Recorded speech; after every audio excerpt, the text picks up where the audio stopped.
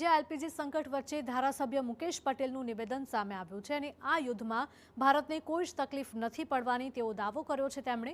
LPG ગેસનો જથ્થો પણ ટૂંક સમયમાં પહોંચી જશે। મુકેશ પટેલના કોંગ્રેસ પર શાબ્દિક પ્રહાર। તેમણે કહ્યું કે કોંગ્રેસ ગેસની તંગીની ખોટી વાતો કરે છે। ગેસની કોઈ જ તંગી નથી, ઘરે બેઠા મળે છે ગેસ સિલિન્ડર। કોંગ્રેસ ખાલી તંગી છે કરીને ફોટા લઈને નીકળી પડે છે।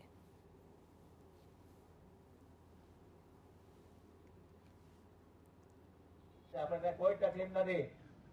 બે માલવાહક જહાજ પણ આવી ગયા અને સીએનજી જે એલપીજી ના ગેસ પણ ટૂંક સમયમાં આવી જવાના છે।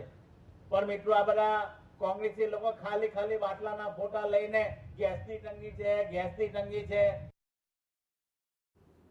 તો કાળાબજારી કરનારાઓને મુકેશ પટેલે ચેતવણી આપી, જો કોઈ કાળાબજારી કરશે તો તેને છોડવામાં નહીં આવે। કોઈ એજન્સીવાળા કૃત્રિમ અછત બતાવશે તો તેમને પણ નહીં છોડવામાં આવે। કાળાબજારી કરનારાઓને જેલ હવાલે કરાશે।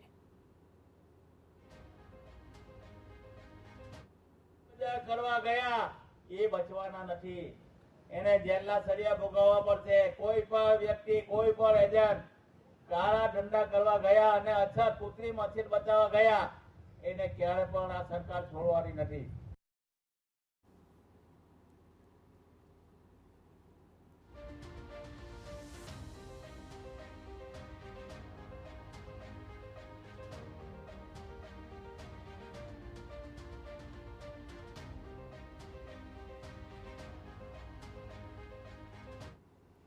હવે વાત કરીએ